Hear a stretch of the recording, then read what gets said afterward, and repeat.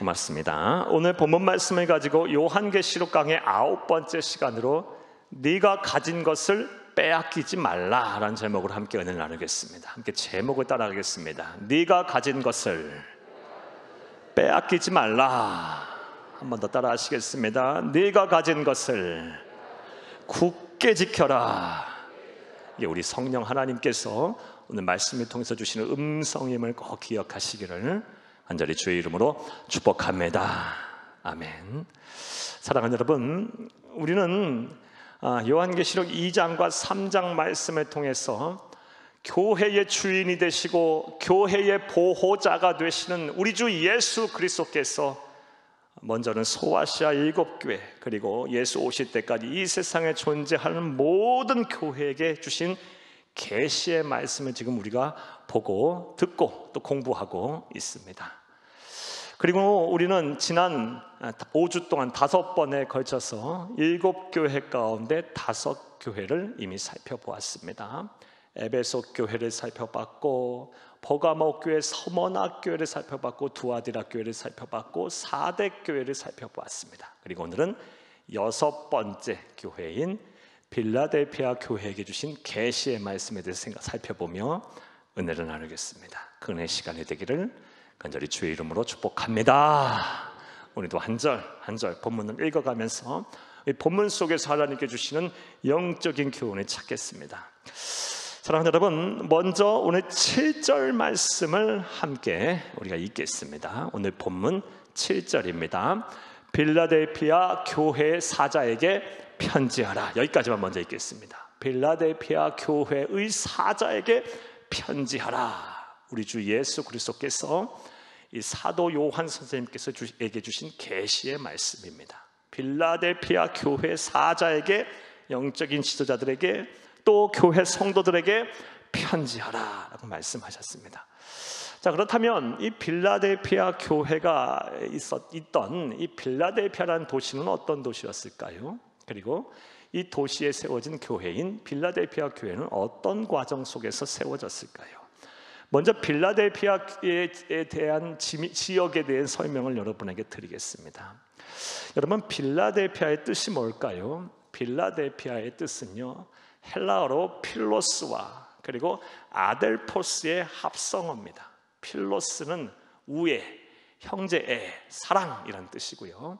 그리고 아델포스는 무슨 뜻이냐? 형제란 뜻입니다. 형제를 사랑하는 자란 뜻이에요. 그래서 합성어로 빌라델피아의 뜻이 뭐라고요? 형제를 사랑하는 자, 형제 간에 우애 있는 자들, 이런 뜻입니다. 이렇게 빌라델피아라는 지역의 지명이 형제를 사랑하는 자라는 지명으로 이렇게 이름이 붙이게 된 유래가 있습니다. 성경이 쓰여지기부터 약 200년 전, 그러니까 주전, 예수님 오시기 전 약 2세기에 존재했던 이 소아시아 이 빌라델피아 지역에 존재했던 버가모 왕국이 있었어요. 이 버가모 왕국에 아탈루스 2세라는 왕이 있었습니다. 근데 이 아탈루스 2세와 그의 동생인 이 에우메네스라는 이 왕자가 아주 형제가 아주 지극했어요. 형제가 아니 사이가 좋았습니다. 아탈루스 2세, 형인 왕인 아탈루스 2세가 그러던 가운데 이제 전쟁에 나갔어요. 전쟁에 나가서 생사를 모르게 된 거예요. 그리고 꽤 오랜 시간 동안 돌아오지 않자 이제 나라에 왕이 없어졌으니 왕을 세워야 되지 않겠습니까? 그래서 형인 아탈루스 2세는 죽었다라고 사람들이 생각해서 동생인 에우메네스를 왕자를 왕으로 이렇게 추대합니다. 그리고 또 몇 년이 지났어요. 그런 가운데 그러던 중에 이 아탈루스 2세의 형이 살아 돌아온 거예요. 자, 이쯤 되면 어떻게 하겠어요? 이미 왕이 된 동생이 마음은 나쁘게 먹으면 형 죽여버리고, 그리고 자신이 계속해서 왕을 유지할 수 있겠죠. 왕권을 차지하겠죠. 그런데 동생은 그러지 않았어요. 형이 오자 또 형을 극진히 대접하고 형에게 다시 왕위를 이양하고 자신은 또 왕자로 돌아갔습니다. 또 그러던 차에 이제 로마라는 나라가 이 버가모 왕국을 이제 전복하고 이용하려고 해요. 그래서 이 에우메네스라는 왕자 동생을 이용해서 쿠데타를 일으키라고, 흔히 말하는 이 쿠데타를 일으키라고, 나라를 전복시키라고 또 얘기해요. 그러나 끝까지 이 동생인 에우메네스는 형과의 우애를 지켰어요. 이 형제간에 아주 사랑했어요. 또 그런 상황 속에서 형은 또 동생을 또 극진히 대우했어요. 왕으로서 예우를 했어요. 그래서 이렇게 형제간에 아주 우애가 깊다라고 해서 나중에 도시가 빌라델피아라고 이름이 지어진 것입니다. 빌라델피아의 뜻이 형제간에 우애 있는 자라는 뜻입니다. 형제를 사랑하는 자라는 뜻입니다. 이 빌라델피아는 이런 뜻이고요. 이 빌라델피아 도시는 천혜의 아주 자연 경관을 가지고 있는 도시라고 합니다. 그래서 당시에는, 성서시대 당시에는 작은 에덴 동산이라고 불릴 정도로 아주 아름다운 자연 경관을 가지고 있는 도시였다고 합니다. 거기에다가 소아시아 지역에서 가장 좋은 최상품의 포도주가 나오는 지역이라고 알려져 있어요. 그래서 많은 사람들이 이 도시를 사랑하고 이 도시를 찬양하고 또 이 도시에서 살고 싶어 했다고 합니다. 무엇보다 이 도시에서 살고 싶어 했던 이유는 이 도시가 동양과 서양이 만나는 육상 교통의 중심지였다고 합니다. 그래서 당시에는 동방으로 향하는 동방의 관문이다라고 이름을 부를 정도로 이 도시가 그렇게 참 살기 좋은 아름다운 도시였다고 합니다. 자, 그런 도시에 교회가 세워졌습니다. 빌라델피아 교회라는 교회가 세워졌어요. 언제 교회가 세워졌는지 정확히 알 수 없어요. 어떠한 자료도 남아있지 않아요. 우리가 이제 막연하게 추정하기를, 앞서 다른 5교회들과 마찬가지로 이 에베소 교회가 세워지고, 이 에베소 교회에 두란노 서원이 세워졌을 때 그곳에서 사도 바울이 에베소 지역에는 3년을 머물고 두란노 서원에서는 2년 동안 말씀을 가르치는데요. 이 두란노 서원에서 2년 동안 말씀을 가르칠 때 수많은 사람들이 몰려와서 하나님의 말씀을 배우고 흩어져서 복음을 전하고 교회들을 세웠는데, 아마 그때 교회가 세워졌지 않았을까, 이 빌라델피아 교회도 세워지지 않았을까, 이렇게 추정을 합니다. 빌라델피아 교회는, 그런데 이 빌라델피아 교회는 앞서 말씀드린 이 5개의 교회, 그리고 다음 시간에 또 살펴볼 또 다른 교회, 한 교회, 7교회 중에서 가장 교세로 볼 때 작은 약한 교회였어요. 성도 수도 작고, 그리고 성도를 이루는 그 성도를 구성하는 성도들의 신분도 조금 낮고, 또 경제적으로도 윤택하지 못한 사람들이 모여 교회를 이룬 교회였습니다. 사랑하는 여러분, 저는 지금까지 빌라델피아 교회가 위치해 있던 빌라델피아 도시에 대한 설명을 여러분에게 드렸고, 그리고 빌라델피아 교회가 어떤 생성 과정을 이루었는지에 대한 말씀을 드렸습니다. 자, 그런데 이 빌라델피아 교회 아주 교세도 작고 그리고 작은 교회였는데, 이 교회를 향한 우리 구주 예수님의 평가를 한번 살펴보겠습니다. 우리 8절을 보기 전에 우리 7절 말씀을 보게 되면 빠뜨린 게 있네요. 평가에 대해서 살펴보기 전에 이 빌라델피아 교회를 향해서 우리 주 예수님께서 계시의 말씀을 주시는데, 이 사도 요한 선생님께서 우리 구주 예수님을 어떻게 묘사했는지에 대해서 한번 살펴보겠습니다. 7절을 다시 한번 읽겠습니다. 빌라델피아 교회 사자에게 편지하라. 거룩하고 진실하사 다윗의 열쇠를 가지시니 곧 열면 닫을 사람이 없고 닫으면 열 사람이 없는 그가 이르시되 아멘. 빌라델피아 교회에게, 그리고 예수 오실 때가 이 세상에 존재하는 모든 교회에게 계시하신 예수님에 대해서 어떻게 설명을 하고 있습니까? 다윗의 열쇠를 가지시니 라고 설명하고 있어요. 다윗의 열쇠를 우리 주님께서 가지고 계시답니다. 자, 그렇다면 다윗의 열쇠가 의미하는 바가 뭘까요? 요한계시록은 상징적인 언어가 많다라고 말씀을 드렸죠. 이 다윗의 열쇠를 우리 구주 예수님께서 가지고 계시는데, 이 다윗의 열쇠가 의미하는 바가 뭘까요? 이 다윗의 열쇠를 이해하려면 이사야서 22장을 이해해야 합니다. 이사야서 22장에 보면 이런 일이 사건이 이런 내용이 나옵니다. 때는 남유다 왕국 제13대 왕인 의로운 왕, 믿음의 왕이었던 히스기야 왕 때입니다. 히스기야 왕 때, 오늘날로 말하면 히스기야의 비서이자 또 왕실의 국고를 책임지는 아주 중요한 위치에 있는 사람이죠. 셈나라는 사람이 있었어요. 셈나, 이건 이방인이에요. 이 셈나라는 사람이 있었는데 이 사람이 불의를 저질러요. 부정을 저질러요. 그래서 왕실의 국고를 축내고 히스기야 왕의 권위를 손상시킵니다. 그래서 이 셈나라는 사람을 시각시키고 엘리야킴이라는 사람을 세워요. 그리고 이 엘리야킴에게 다윗의 열쇠를 준다고 열쇠를 줍니다. 이 다윗의 열쇠 한번 보겠습니다. 이사야서 22장 22절입니다. 함께 읽겠습니다. 내가 또 다윗의 집의 열쇠를 그의 어깨에 두리니 그가 열면 닫을 자가 없겠고 닫으면 열 자가 없으리라. 아멘. 엘리야김이라는 사람을 히스기야 왕이 비서로 세우고 또 그리고 왕실의 국고를 지키는 담당하는 수장으로 세우면서 다윗의 열쇠를 그의 어깨에 주겠다. 열면 열 사람이었고 닫으면 열 사람이 없던 이 열쇠를 주겠다라고 이야기해요. 물론 이 말씀은 훗날 우리 구주 예수님에 대한 예언의 말씀이기도 해요. 자, 그렇다면 이 다윗의 열쇠라는 게 뭘까? 사랑하는 여러분, 이 엘리야김에게 다윗의 열쇠를 주었다라는 것은 엘리야김을 통하지 않으면 왕을 만날 수가 없는 거예요.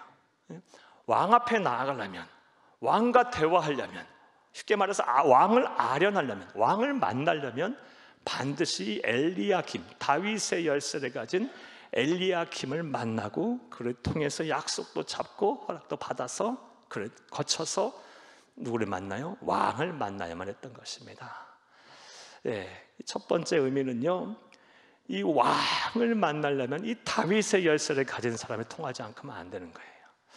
또 이 다윗의 열쇠를 가진 사람, 엘리야김은 어떤 일을 했냐? 말씀드렸다시피 왕실의 모든 국고를 가지고 있던 사람이에요. 보물을 관리하고 있는 사람이에요.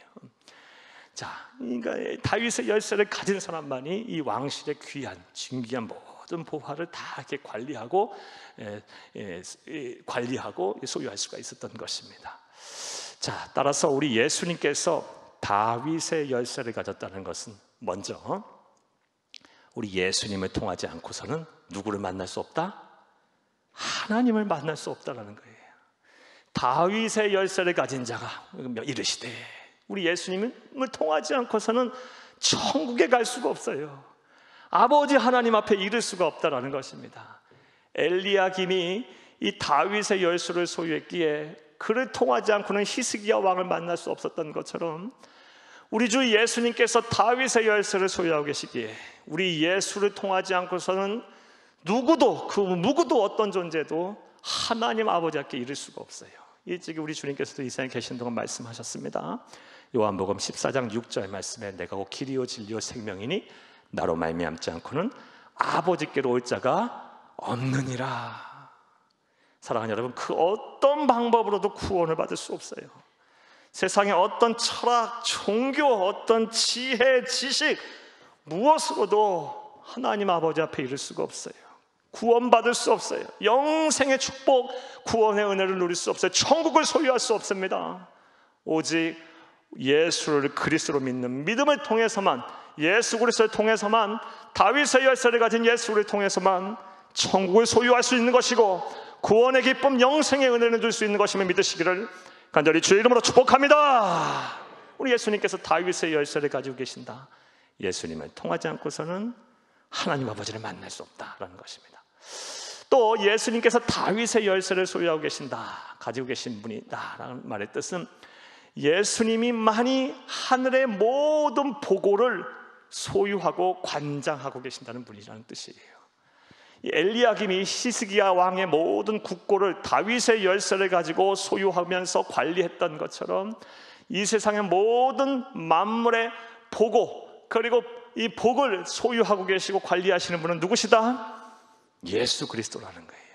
다른 말로 예수님만이 우리에게 복을 주시는 분이시고 예수님만이 우리의 문제를 해결하실 수 있는 분이시며 예수님만이 우리의 마음에, 우리의 기도에 응답하실 수 있는 분이심을 믿으시기를 간절히 주의 이름으로 부탁합니다. 아무리 조상에게 제사를 지내고 빌어봐요, 하늘의 복으로 누가 소유하고 계세요? 관리하고 계세요? 다윗의 열쇠를 소유하신 예수님만이 갖고 계시니까요. 그 어떤 우상에게 한번 빌어봐요. 어떤 종교라도 믿어보세요. 안 돼요. 하늘의 복으로는 우리 다윗의 열쇠를 소유하신 예수님이 소유하고 계시기에 예수님만이 우리에게 복을 주시는 분이십니다. 할렐루야. 다윗의 열쇠를 가지시니 이해되셨습니까? 그런 분께서 이제 이 빌라델피아 교회 성도들에게 교회를 향해서 계시하십니다. 자, 어떤 계시를 하셨을까? 빌라델피아 교회 어떤 평가를 내리고 계실까요? 8절을 함께 읽겠습니다. 볼지어다 내가 네 앞에 열린 문을 두었으되 능히 닫을 사람이 없으리니 내가 네 행위를 아노니. 여기까지만 보겠어요. 먼저 어떤 평가를 내리고 있습니까? 아주 작고 아담한 교회예요. 교세가 그리 크지 않아요. 그런데 내 앞에 무엇을 두었다? 열린 문을 두었다. 열린 문을 소유한 교회예요. 열린 문. 우리 예수님의 빌라델피아 교회를 향한 평가는요, 열린 문을 소유한 교회다라고 말씀하고 계세요. 자, 그렇다면 또 열린 문이라는 건 뭘까요? 역시 이 열린 문 또한 상징이에요. 열린 문은 무엇을 뜻할까요? 열린 문을 우리가 이해하려면 고린도후서 2장 12절을 이해해야 합니다. 봐야 합니다. 함께 보겠습니다. 내가 그리스도의 복음을 위하여 드로아의 이름에 주 안에서 문이 내게 열렸으되. 아멘. 여기서 말하는 열린 문, 그리고 오늘 본문 말씀 빌라델피아 교회가 소유한 열린 문이란, 소유했던 열린 문이란 바로 전도의 문, 선교의 문, 구원에 이르는 문이에요. 그러니까 빌라델피아 교회는 비록 작은 교회였지만 전도의 문과 선교의 문과 구원에 이르는 문이 열린 교회였던 거예요. 사랑하는 여러분, 세상에는요 크고 아름답고 웅장한 교회들 많아요. 그런데 이 전도의 문, 선교의 문, 구원의 문이 열리지 않아서 전도 하나 못하고 선교 하나 제대로 못하고 그리고 영생의 기쁨, 구원의 은혜를 누리지 못한 사람들로 가득한 교회가 많아요. 아무 교회나 전도의 열매를 맺고 선교의 결실을 맺으며 구원의 기쁨, 영생의 은혜를 막 찬양할 수 있는 것이 아니에요. 하나님께서 그 교회에 열린 문을 허락하셔야만 되는 거예요. 참, 이런 의미로 볼 때 우리 교회 참 감사해요. 우리 교회는 예배만 열리면 새 가족들이 한 주도 빠짐없이 오세요. 그것도 요즘 거의 뭐 요즘도 그랬고 과거에도 그랬고, 우리 교회 대부분 오시는 성도님들은 거의 대부분의 경우 믿다가 낙심되신 분들, 아니면 완전 불신자들 했던 분들, 그런 분들, 우리 교회는 수평이동도 거의 없어요. 거의 뭐 새 가족분들이 전도가 돼서 믿다가 낙심되거나, 그래서 우리 교회 와서 심령이 새로워지고 변화받고, 그런 분들이 참 많아요. 참 감사해요. 앞으로도 하나님께서 우리 교회에게 이 복을 주셔서 그래요. 열린 문을 열어놓으셔서 그래요. 전도의 문, 선교의 문, 구원에 이르는 영생의 문을 우리 가운데 열어놓으셨기 때문에 우리가 나가서 복음 전하면 예비된 영혼들이 우리를 통해서 구원을 받고, 또 믿다가 낙심되신 분들이 와서 심령이 새로워지고, 그렇게 되는 거예요. 앞으로 우리 교회 예수 오실 때까지 이 전도의 문, 선교의 문, 구원에 이르는 영생의 문이 닫히지 않도록 우리가 늘 겸손하게 주가 주신 사명에 감사하며 이 사명 잘 감당해야 할 줄로 믿습니다. 사랑하는 여러분, 세상 사람들은 그럴 거예요. 무슨 전도냐 선교냐, 요즘 시대가 어느 시대인데, 요즘 같이 그냥 정보화 시대, IT 시대, 그리고 하루가 막 다르게 변화하는 시대에 무슨 전도냐? 아니요. 우리 예수님께서 하나님께서 말씀하셨어요. 전도라는 가장 미련한 것으로 우리 주님께서는 우리 영혼을 구원하시기를 원하신다 그랬어요. 하나님이 그렇게 정해놨는데 우리가 무엇으로 하나님의 뜻을 반하겠어요? 더 지혜롭게 세상의 여러 문명의 이기를 동원해서 더 열심히 우리는 빠르게 변화하는 세상 속에서 전도하고, 이 문이 열려 있을 때 열심히 복음을 전해야 할 거예요. 그리고 이 문이 닫히지 않도록 우리 교회의 이 전도의 문, 선교의 문, 영생 이른 구원의 문이 우리 하나님이 닫으시지 않도록 우리가 사명을 잘 감당해야 할 줄로 믿습니다. 작지만 어떻게 보면 참 강한 교회예요. 전도의 문, 선교의 문, 구원에 이르는 문이 열려있는 교회였어요. 자, 이런 평가를 내리시면서 이제 빌라델피아 교회를 향해서 본격적으로 칭찬을 하십니다. 빌라델피아 교회는 소아시아 7교회 중에서 유의하게죠, 서머나 교회와 더불어서 칭찬만 받은 교회입니다. 오늘 우리 예수님께서 교회의 보호자가 되시며 또 교회의 주인이 되신 예수님께서 빌라델피아 교회를 향해서 어떤 칭찬의 말씀하셨는지 이제 보겠습니다. 8절을 함께 읽겠습니다. 8절입니다. 볼지어다 내가 네 앞에 열린 문을 두었으되 능히 닫을 사람이 없으리라. 내가 네 행위를 아노니 네가 작은 능력을 가지고서도 내 말을 지키며 내 이름을 배반하지 아니하였도다. 아멘. 여러분 성경에 줄을 칩니다. 작은 능력을 가지고서도 내 말을 지키며 내 이름을 배반하지 아니하였도다. 주치고 1번 첫 번째 칭찬. 빌라델피아 교회는 작은 능력을 가진 사람들이 모여있는 교회였어요. 하지만 우리 주님의 말에 순종을 하고 그 말을 지키며 이름을 배반하지 않은 아주 모범적인 우리 주님께서 칭찬하신 교회였어요. 이런 교회 우리가 되어야 할 줄로 믿습니다. 작은 능력이라 하면 우리가 쉽게 생각하면 돼요. 세상적으로 볼 때 힘이 없는 사람들이 모여있는 거예요. 가난한 자들, 그리고 신분적으로 높지 않은 사람들, 병약한 사람들, 그리고 같은 세상에 영향력이 없는 사람들, 그런 사람들이 모여있는 작은 능력을 가지고 있는 교회.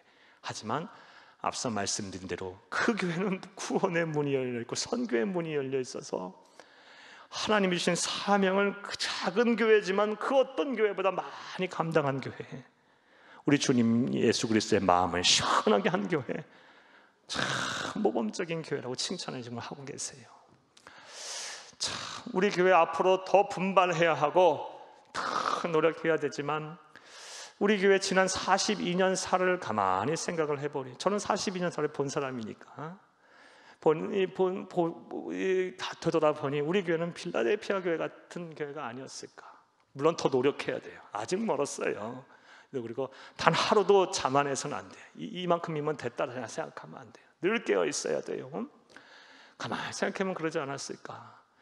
이 42년 전에 수원 땅에서 가장 낙후되어 있는 지역인 그런 빈들판에 그런 사람 하나 근접하지 않는 그런 지역에 천막을 치고 교회가 개척이 됐고, 그리고 나서 오늘날 이때까지 왔어요. 수많은 병자들, 그리고 귀신 들렸던 사람들, 그리고 사업에서 실패한 사람들, 그리고 삶에 소망이 없던 사람들이 모여서 교회가 이루어졌고, 그 교회가 기도와 또 목회자의 헌신과 땀과 눈물과 성도들의 헌신으로 인해서 오늘날 이렇게까지 교회가 섰어요. 얼마나 감사한지 몰라요. 설교를 준비하면서 우리 교회가 지금 선교하고 후원하고 있는 교회 가만히 이렇게 지역 살펴보니까요, 우리 교회가 지금 28개 교회를 후원하고 있고요. 국내입니다. 국내. 그리고 26개 기관을 지금 돕고 있고 35개 선교지 그리고 선교사들을 후원하고 있어요. 매월 그런 교회가 됐어요. 이 지역 사회는 당연하고요, 복음하는 것. 그리고 우리 교단 안에서 5손가락 안에 드는 교회가 됐고요. 그리고 교계에서도 참 이름난 교회가 됐어요. 작은 능력으로 시작했지만 오늘날 이렇게까지 이르게 한 것은 하나님이 우리에게 주신 복이 아닐까. 물론 그 사이는 얼마나 많은 일이 있었겠어요. 우리 원로 목사님부터 시작해서 수많은 성도들, 헌신들, 이름도 또 빛도 없이 땀과 눈물로 헌신하고 오늘 이르기에 이 땀과 눈물과 정성 없이 되는 것이 어디 있어요. 다 그런 것들을 통해서 오늘까지 왔지만 하나님의 우리 가운데 함께 하셔서 빌라델피아 교회 같은 교회라 여기셔서 우리에게 전도의 문, 선교의 문, 구원의 문을 열어주시고 오늘 이때까지 오지 않았나. 작은 능력으로 큰 일을 행한 교회가 아닐까라는 생각이 들었어요. 앞으로도 우리 교회는 그래야 될 거예요. 세상에서 힘 있는 예부 몇 사람을 통해서 교회가 좌지우지돼서도 안 되고, 교회는 그런 곳이 아니에요. 성도들이 모여서 함께 기도하면서 땀과 눈물과 정성으로 세워져 가는 게 바른 교회의 모습이에요. 그리고 교회는 사람의 뜻이 아닌 하나님의 뜻과 의지로 움직이는 거예요. 따라서 우리는 하나님의 뜻에 늘 순종하고 하나님의 음성 듣기 위해서 더 사모하고 말씀 속에서 깨닫게 하신 하나님의 은혜를 더 간구하며 살아야 합니다. 우리 교회 예수 오실 때까지 이 빌라델피아 교회 같은 이 교회를 바라보면서 우리가 더 부흥하고 성장해야 할 줄로 믿습니다. 작은 능력으로 큰 일을 행한 교회, 바로 빌라델피아 교회. 예수님이 칭찬하셨어요. 자, 이런 모습을 보면서 우리 다음 같은 영적 교훈 하나를 얻습니다. 주의 일은 능력이 아닌 믿음과 순종으로 하는 것이다 라는 것을 우리가 알게 돼요. 저도 목사로 살면서 가만히 보니까 그래요. 정말 주의 일을 하고 정말 목회자의 마음을 시원케 하고 또 성도들을 이렇게 섬기고 돌보는 성도는요, 돈이 많고 뭐 능력 있고, 물론 그런 성도가 하면 더 좋겠죠. 하지만 그런 거 없어도 믿음이 있는 사람이 하는 거더라고요. 그리고 하나님 말씀에 순종하는 사람이 하는 거더라고요. 이 말을 다른 말로 이렇게 바꾸면요, 하나님께서 쓰시는 사람은 능력이 막 출중한 사람, 물론 그런 사람도 주시겠죠. 더 그러면 좋겠죠. 하지만 하나님께서 쓰시는 사람의 선명한 기준은 믿음이에요. 그리고 순종이고요. 빌라델피아 교회는 그런 교회였고 그런 성도들이 모여 있었던 거예요. 우리가 이런 빌라델피아 교회를 보면서 이 계시의 말씀을 들으면서 우리 교회가 그런 교회가 되기 위해서 노력해야 할 것이고, 여러분 한 분 한 분, 저와 여러분 한 분 한 분이 전부 다 그런 성도가 되기 위해서 노력해야 할 줄로 믿습니다. 믿음 있는 성도, 하나님 말씀에 순종할 줄 아는 성도, 그래서 하나님 손에 붙들리는 성도들이 다 되기를 간절히 주의 이름으로 축복합니다. 이것은 우리 고린도전서 1장 26, 29절 말씀을 통해서 알 수 있어요. 함께 읽겠습니다. 형제들아, 너희를 부르심을 보라. 육체를 따라 지혜로운 자가 많지 아니하며 능한 자가 많지 아니하며 문벌 좋은 자가 많지 아니하도다. 그러나 하나님께서 세상에 미련한 것들을 택하사 지혜 있는 자들을 부끄럽게 하려 하시고, 세상에 약한 것들을 택하사 강한 것들을 부끄럽게 하려 하시며, 28절, 하나님께서 세상에 천한 것들과 멸시받는 것들과 없는 것들을 택하사 있는 것들을 패하려 하시나니 이는 아무 육체도 하나님 앞에서 자랑하지 못하게 하려 하심이라. 사도 바울이 고린도 교회 성도들을 향해서 봐라, 너희들 중에 그런 자들이 있느냐, 약한 자를 통해서, 힘없는 자들을 통해서 하는 이런 큰 일을 행하지 않으셨느냐. 하나님은 믿음 있는 사람을 쓰시는 거예요. 하나님 말씀에 순종할 줄 아는 사람을 쓰시는 거예요. 이거 예수님 말씀을 통해서 우리가 알 수 있습니다. 마태복음 17장 20절 함께 읽겠습니다. 이르시되 너희 믿음이 적은 까닭이니라. 진실로 너희에게 이르노니 만일 너희에게 이 믿음이 겨자씨 하나만큼만 있어도 이 산을 명하여 여기서 저기로 옮겨지라 하면 옮겨질 것이, 또 너희가 못할 것이 없으리라. 믿음을 강조하고 계시는 거예요. 산으로 옮기라는 것이 아니고 믿음을 강조하고 계신 거예요. 겨자씨 보셨습니까? 겨자씨 여러분 들깨보다도 작아요. 근데 그게 힘겨지고 이 씨앗이 썩어서 나중에 뿌리를 내서 자라게 되면 여러분 높이가 10m 이상 높이 커지는 그런 커다란 나무가 돼요. 이 믿음, 아주 겨자씨만보다 작은 이 믿음 하나만 있어도 산을 들어서 옮길 수 있다라고 말씀하고 계세요. 좀 과정적인 표현이고, 하지만 그만큼 믿음이 중요하다는 말씀을 하고 계시는 겁니다. 하나님은 믿음 있는 자를 쓰세요. 자, 정리하면 에베소 교회는 무슨 칭찬을 받았습니까? 작은 능력으로 큰 일을 행했다. 우리 주님의 칭찬이에요. 두 번째 칭찬에 대해서 보겠습니다. 우리 10절을 읽겠습니다. 10절. 네가 나의 인내의 말씀을 지켰은즉 내가 또한 너를 지켜 시험의 때를 면하게 하리니 이는 장차 온 세상에 임하여 땅에 거하는 자들을 시험할 때는. 아멘. 여러분 성경에 줄을 칩니다. 나의 인내의 말씀을 지켰은즉, 줄치고 2번 쓰세요. 인내의 말씀을 지켰다라는 뜻이 무엇입니까? 인내하라는 말씀을 지켰으니 라는 뜻이에요. 우리 주님께서 얼마나 인내하라, 하나님께서 얼마나 인내하라, 참고 견디라, 오래 참으라, 이런 말씀 얼마나 많이 하고 계십니까? 이 말씀을 지켰다라는 것입니다. 자, 그런데 특별히 빌라델피아 교회 성도들에게 하나님께서 인내하라는 것은 따로 있었던 것 같아요. 여러 가지 인내할 것들이 있겠죠. 근데 필라델피아 교회를 향해서 인내하라는 것은 따로 있었던 것 같아요. 그것이 무엇이냐? 9절을 통해서 우리가 알 수 있습니다. 우리 9절을 함께 읽겠습니다. 보라, 사탄의 회당 곧 자칭 유대인이라 하나 그렇지 아니하고 거짓말하는 자들 중에서 몇을 내게 주어 그들로 와서 내 발 앞에 절하게 하고 내가 너를 사랑하는 줄 알게 하리라. 아멘. 누구를 향하여 인내하라는 거예요? 유대인들을 향해서 인내하라는 거예요. 예루살렘이 주후 70년 이제 완전히 멸망을 해요. 그리고 이 예루살렘 지역에 있는 모든 유대인들을 전 세계로 로마가 이제 흩어버립니다. 전 세계로 이제 디아스포라가 돼요. 그 중에서 이 소아시아에 앞서 말씀드린 이 필라델피아는 참 사람 살기 좋은 곳이라 그랬죠. 그래서 이곳에 유대인들이 많이 모여 살았다고 합니다. 소아시아에서 가장 많은 유대인들이 살고 있었대요. 그래서 당시 소아시아에서 가장 큰 유대인 회당이 있었다고 합니다. 이 유대인들 회당을 이루면서 예수 믿는 사람들을 핍박하는 거예요. 특별히 필라델피아 교회가 인내해야 했던 것은 누구냐? 유대인들 때문에 힘들어서 유대인들을 향해서 인내해야만 했었던 거예요. 자, 그런데 유대인들이 성도들에게 있어서 어떤 존재들입니까? 물론 이 필라델피아 교회 성도들 가운데는 구원받은 경건했던 이방인들, 헬라인들도 있었을 거예요. 하지만 거의 대부분은 유대교에서 개종한 유대인들인 거예요. 그러니까 지금 유대인 회당, 그러니까 이 사탄의 회당이라고 우리 예수님께서 책망하시는 이 유대인들과는 어떤 사이겠어요? 성도들이 가족들인 거예요. 형제들인 거예요.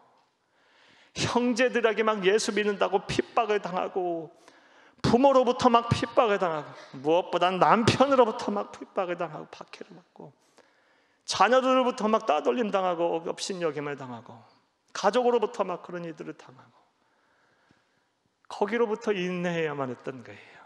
그런데 어떻게 했다는 거예요? 필라델피아 교회가 그 인내의 말씀을 지켰다는 거예요. 얼마나 하나님 앞에 부르짖었을까? 여러분, 사람에게, 모르는 사람에게 업신여김을 당하는 거, 에이 뭐 오늘 어쩔 수 없지, 이렇게 마음 한번 상하고 말면 돼요. 하지만 늘 쳐다보고 같이 밥 먹고 같이 자는 이 가족하고 에게 예수 믿는다고 막 핍박을 당하고 따돌림을 당하고 업신여김을 당하고, 그것이 하루 이틀이 아니고 수년, 수개월, 수십 년이라 한다면 여러분 어떻게 사시겠어요? 그렇죠? 참 힘들겠죠? 우리 성도님들 가운데 그런 분들 많이 계십니다. 제가 압니다. 여러분 다 힘을 내세요. 필라델피아 교회 성도들은 그런 유대인들의 회당의 공격으로부터, 가족들의 막 핍박과 예수 믿는다고 막 업신여김을 당하고, 업신여기고 막 따돌림을 시키고 막 미워하고 심지어 막 내쫓고 막 죽이려고 하고, 그런 상황 속에서도 인내의 말씀을 지켰어요. 사랑하는 여러분, 우리 하나님께서 이 사랑이 무엇인지에 대해서 말씀하시면서 고린도전서 13장, 잘 아는 사랑장 13장 4절 제일 먼저 뭐라고 말씀하세요? 사랑은 오래 참고, 사랑은 오래 참고. 거기서부터 이제 시작을 하시는 거예요. 사랑은 오래 참고. 여러분 잘 견디고 인내하세요. 필라델피아 교회 성도도 그러했어요. 다 그런 가운데서도 믿음을 지키면서 남편으로부터, 아내로부터, 부모, 형제, 친척, 이웃, 자녀로부터 예수 믿는다고 막 어려움을 당하고 핍박을 당하고 따돌림을 당하고 업신여김을 당하는 순간 속에서도 하나님의 말씀, 인내하라는 말씀을 지켰어요. 그랬더니 그걸 칭찬하고 계시는 겁니다. 이러한 시천과 이러한 은혜가 저는 여러분 가운데 있기를, 우리 교회 성도들 가운데 있기를, 핍박받는, 우리 특별히 핍박받는 성도들에게, 가족으로부터 핍박받는 성도들이 계신다면 그분들에게 다 있기를 간절히 주의 이름으로 축복합니다. 인내하라는 말씀, 이 두 가지의 이제 축복을, 이 칭찬을 들었어. 먼저 작은 능력을 큰 일을 행했다. 그리고 인내하라는 말씀을 잘 지켰구나, 참 고맙다, 이렇게 해서 말씀에서 칭찬하시면서 이제 칭찬과 더불어서 복을 약속하세요. 어떤 복을 주겠는지 약속하고 계십니다. 자, 이제 어떤 복을 말씀하셨는지 보겠습니다. 먼저 9절을 다시 한번 읽겠습니다. 9절, 보라, 사탄의 회당 곧 자칭 유대인이라 하나 그렇지 아니하고 거짓말하는 자들 중에서 며칠 내게 주어 그들로 와서 내 발 앞에 절하게 하고 내가 너를 사랑하는 줄을 알게 하리라. 아멘. 그렇게 강팍하고 예수 믿는다고 핍박하고 업신여기던 남편, 아내, 부모, 형제, 자녀 중에 며칠 돌아오게 하겠다는 거예요. 강팍한 유대인들이 중에 개종하는 자들이 있게 하겠다. 그걸 하겠다라는 거예요. 그런 약속을 주셨어요. 소망이 있죠? 여러분 다 소망을 가지세요. 아직도 남편이, 아내가, 부모, 형제, 자녀들이 죽게 돌아오지 아니하고 이 세상의 전부인 줄 알고 막 멸망을 향해, 지옥문을 향해 막 달려가고 있는 분들이 계시다면, 그러고서도 막 예수 믿는 것들이 미련한 짓이다, 업신여기고 왜 그런 일을 행하냐 하면서 막 여러분 불편하게 할 때 여러분 소망을 가지세요. 우리가 인내하면요, 빌라델피아 교회에 주신 그 약속의 말씀대로 어떻게 한다? 돌아오게 하겠다라는 거예요. 며칠 돌아오게 하겠다. 전부는 또 아니래. 며칠 돌아오게 하겠다. 참, 오늘 우리 그렇지 않아도 우리가 저희 교역자 회의를 아침에 하면서 제가 이 얘기를 했어요. 우리 성도분과 한 분 가운데 한 분이 그런 분이 계세요. 한 30여 년간 그렇게 아내 속을 그냥 팍팍 긁어놓고 막 술, 담배에 그냥 아주 막 가정도 안 돌보고, 제가 알죠. 잘 알죠. 그런데 그 성도가 언젠가부터, 몇 개월 전부터요, 몇 개월 전부터, 불과 몇 개월 안 됐어요. 새벽 예배도 안 빠지세요. 요즘 연세가 이제 좀 많이 드셨는데요, 새벽 예배도 안 빠지셔요. 요즘 같은 상황에서도, 코로나 상황에도. 그러면서 예배 드리시는데 아멘 아멘 아멘 하면서 예배를 드리세요. 야, 하나님의 때는 놀라워요. 하나님의 시간은 참 놀라워요. 하나님이 하시는 일은 놀라워요. 한 30년 만에 기도 응답이 된 것 같아요, 제가 볼 때요. 30년 만에. 야, 그런데 그 성도가 돌아와서 새벽 예배도 지금 안 빠진다니까. 궁금하시면 새벽 예배 와 보세요. 요즘 새벽 예배들을 너무 안 들었어요. 걱정이야 요즘. 새벽을 깨고 기도해야지 말이야. 새벽에 다 잠자나 몰라 어떻게.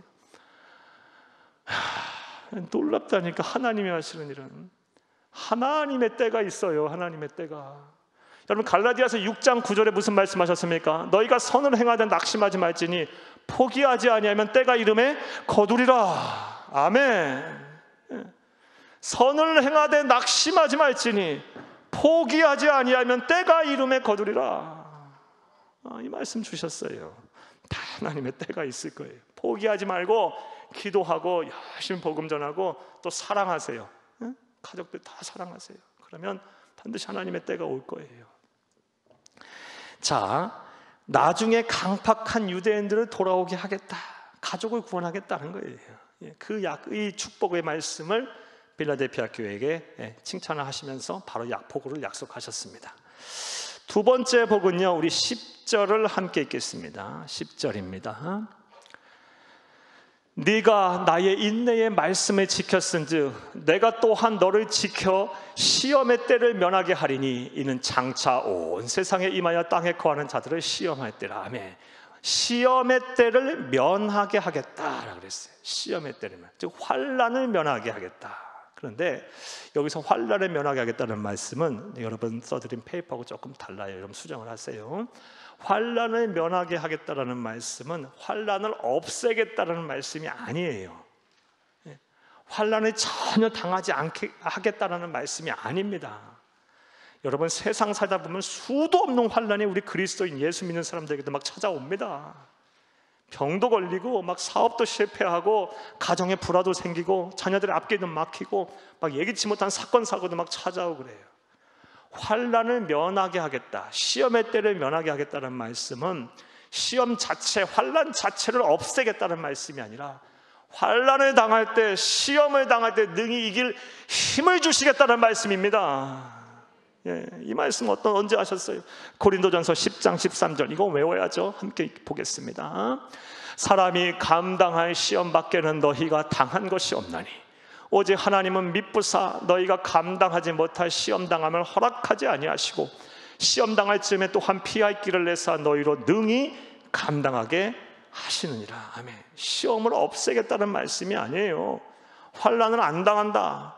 환난이 우리가 막 비를 걸을 때 우리만 비가 안 맞고 다 옆에 사람만 비 맞는 게 아니고 우리도 다 비 맞잖아요. 예? 세상 살다 보면 우리도 다 환난을 겪어요. 시험을 피할 수가 없어요. 예? 하지만 우리 그리스도인, 이 빌라델피아 교회 성도 같은 믿음을 소유한 사람들은 복을 주셔서 환난의 때, 시험의 때를 면하게 하시는 것, 즉 시험 당할 때 이길 힘을 주시는 거예요. 또 능히 피할 길을 내사 아무렇지도 않게 시험을 통과하게 하신다는 것입니다. 여러분, 시험을 통과할 힘이 있고 시험을 당할 쯤에 피할 길을 피할 길을 우리가 알 수가 있다면 그게 무슨 시험이야, 무슨 환난이고. 그냥 통과하면 되고 지나가면 되죠. 그렇죠? 예, 우리 그리스도인이 이렇게 살아야 되는 겁니다. 이 믿음 갖고 이 복을 누리며 사시는 저와 여러분 되어야 할 줄로 믿습니다. 두 번째, 빌라델피아 교회를 향하는 하나님의 축복의 말씀은 환난으로부터 보호하겠다. 시험을 면하게 하겠다. 환난을 면하게 해주겠다. 시험 당할 때 피할 길을 내고 능히 견딜 힘을 주겠다는 말씀입니다. 자, 세 번째 약속의 이 축복의 말씀을 보겠습니다. 12절을 함께 읽겠습니다. 이기는 자는 내 하나님 성전의 기둥이 되게 하리니 그가 결코 다시 나가지 아니하리라. 내가 하나님의 이름과 하나님의 성 곧 하늘에서 내 하나님께로부터 내려오는 새 예루살렘의 이름과 나의 새 이름을 그 이 위에 기록하리라. 아멘. 두 가지 약속을 하고 계시는데 12절 말씀에 보면 성전의 기둥이 되게 하겠다, 이 말씀 하나 하고 이름을 기록하겠다, 하늘에 기록하겠다라는 게, 이 이름을 기록하겠다라고 말씀하고 계세요. 이름을 기록하고 성전의 기둥이 되게 하겠다. 여러분, 이 성전의 기둥이 되게 하겠다, 이름 기록하겠다 다 같은 말씀으로 해석을 하면 되겠는데 어떤 뜻일까요?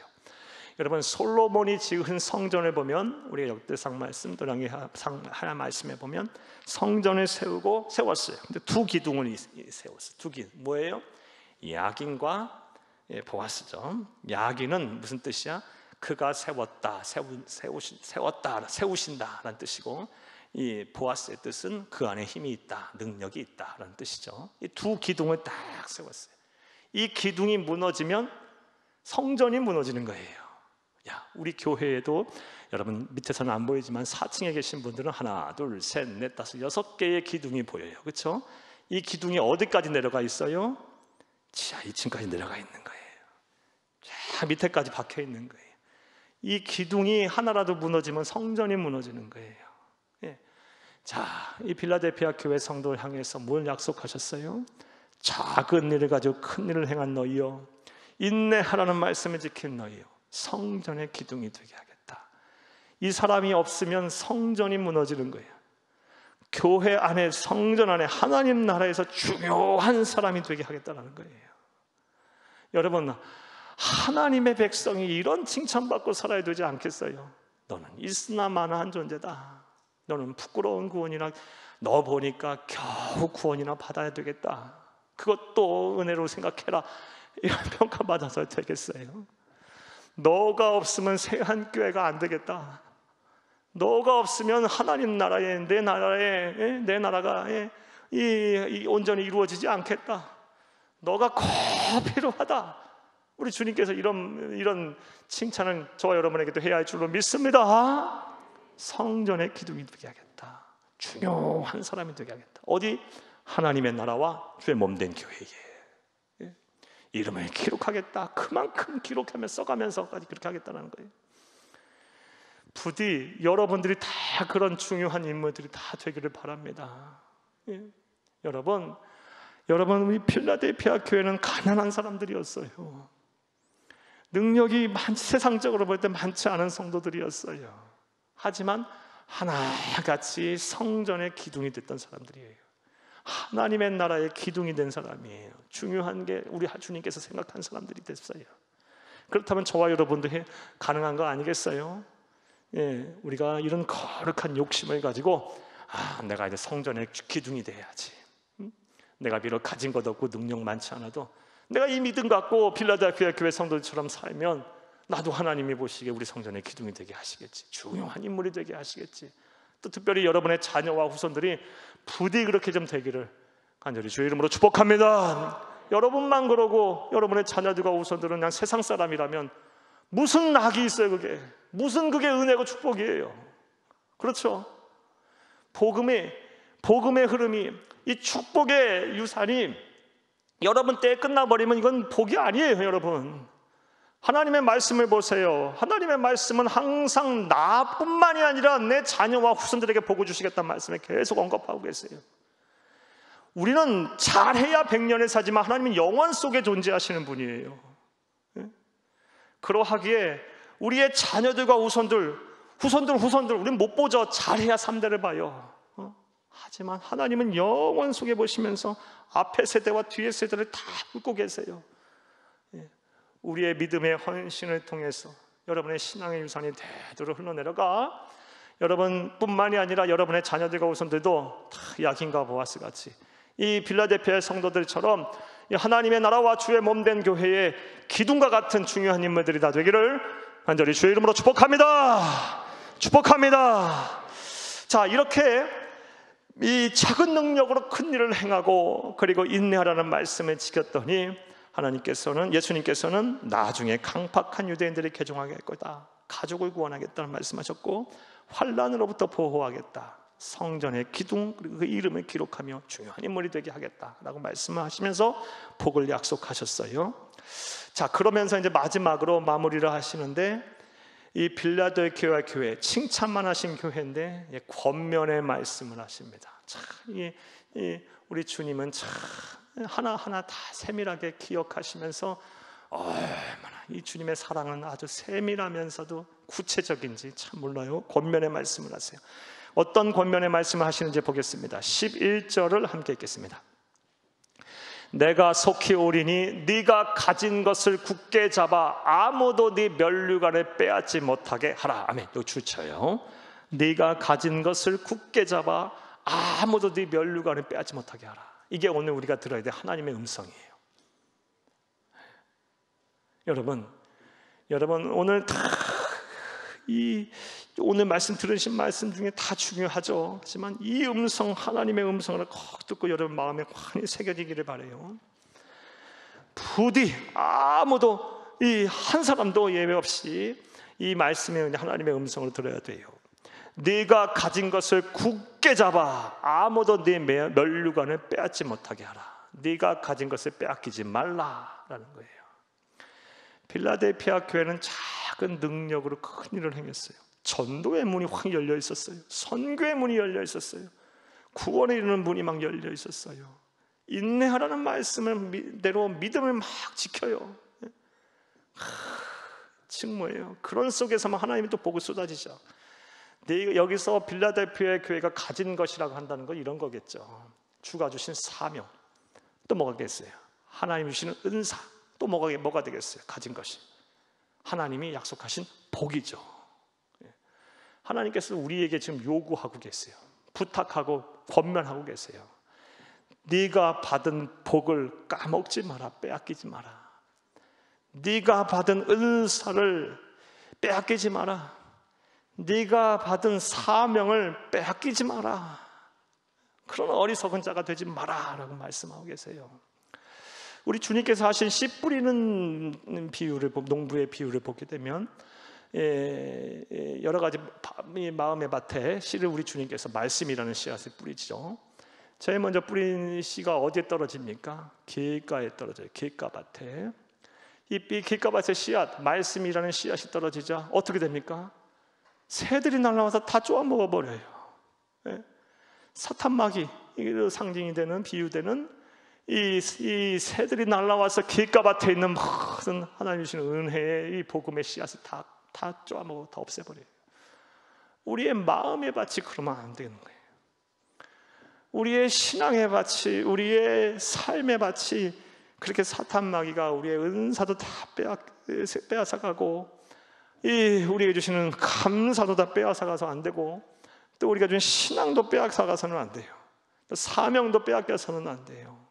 근데 안타깝게도 많은 성도들이 이거 다 빼앗기고 살아요. 하나님이 예정하신, 준비하신 복도 다 빼앗기고 살아요. 맨날 울면서 살아. 그러니까 안 되죠. 안 돼요. 빼앗기지 않도록, 멸락되지 빼앗기지 않도록 해라. 이 우리 오늘 주신 말씀이에요. 여러분, 막 책망받고 막 책망만 있는 교회는 빼앗길 게 없어요. 빼앗길 게. 그런데 그건 은혜로 사는 사람들이 아니죠. 뭐 은혜로운 곳, 그리고 우리가 이 감사가 넘치는 곳에는요, 빼앗길 게 많아요. 잘 이제 지키는 게 참 중요해요. 사랑하는 여러분, 지난날까지 오늘날까지 하나님께서 여러분에게 얼마나 많은 것들을 주셨습니까? 얼마나 많은 복을 주셨습니까? 얼마나 많은 은사를 또 주셨습니까? 또 얼마나 많은 사명을 주셨습니까? 얼마나 많은 은혜를 주셨습니까? 이거 빼앗기지 않도록 여러분 늘 조심하세요. 늘 기도 쉬는 죄를 범치 않도록 노력하시고, 예배를 생명과 같이 귀하게 여기세요. 교회를 한 번이라도 더 와서 기도하는 성도는요, 그래도 믿음 있는 성도예요. 마음가짐이 다르잖아요. 왜 예배를 그렇게 열심히 드려라? 주일 성수는 당연한 거고, 왜 공예배를 이렇게 드려라? 왜 이유가 뭐예요? 세상 사는 게 만만치가 않아요. 쉽게 은혜 다 빼앗기고요, 쉽게 그냥 세상 근심과 염려 속에 그냥 허우적거리고 살게 돼요. 받은 은혜, 받은 감사, 받은 사랑, 받은 복, 받은 은사, 받은 사명 다 까먹어, 다 빼앗겨 버려요. 예배를 생명같이 귀하게 여기면서 여러분 빼앗기지 않도록 노력하세요. 하나님과의 경건의 시간을 갖고, 그리고 늘 말씀에 순종하며 또 전도와 선교에 열심을 다하세요. 전도할 때, 영혼 구원할 때 우리의 심령이 가장 예수님의 마음과 닮아. 이건 사실이에요. 우리의 주님의 마음은 산 영혼을 귀하게 여기는, 천하보다 귀하게 여기는 마음이니까 그 마음이 우리 예수님과 가장 동일해요. 열심히 전도하세요. 사랑하는 여러분, 오늘 우리에게 주시는 이런 권면, 이 빌라델피아 교회를 향해서 그 칭찬을 하시고 복을 약속하신 그 예수님께서 빌라델피아 교회를 향해서 우리에게 주신 이 권면의 말씀, 네가 가진 것을 빼앗기지 말고 굳게 지켜라, 이 말씀 하나님의 음성으로 듣고 들으셔서 이 빌라델피아 교회 성도들이 받은 복, 우리의 복이 되고 또 우리의 은혜가 되고 또 우리 자손의 복이 되기를, 우리 교회의 복이 되기를 간절히 주의 이름으로 축복합니다. 축복합니다. 축복합니다. 자, 들으신 말씀 생각하시면서 우리 주여